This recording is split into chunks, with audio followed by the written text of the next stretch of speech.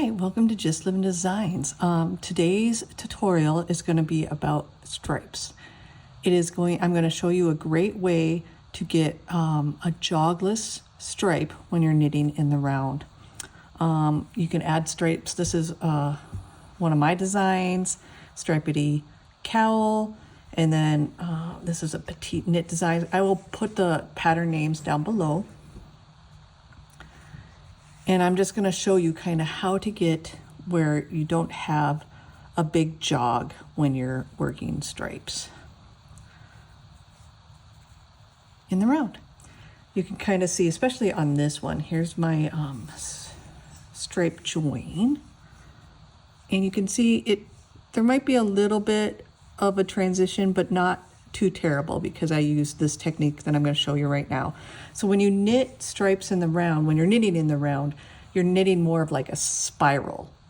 And because of that, it's layering on top of each other, and where you start your round is where it kind of jumps up to the next round to spiral up. And that's why you can get that little jog from one color to the next. All right.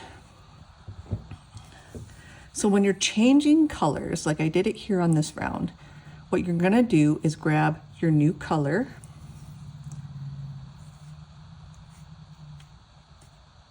that you're working on. And I always like to have it coming up behind the strand that you were working on. So I have it coming up from behind, and then you're gonna knit around one round.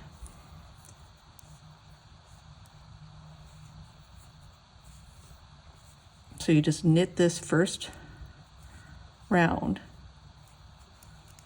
all the way around, and I'll get back to you when we come back to the next round. All right, I knit one complete round with my new color.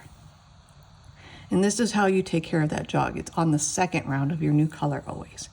So what I like to do, and what I did in this sweater, is I'll go to the stitch below, the color below, and there's a V down below. I'll grab that back leg of the V and place it up on the needle next to the first stitch. And then I'm going to knit those two together. And then you just work around.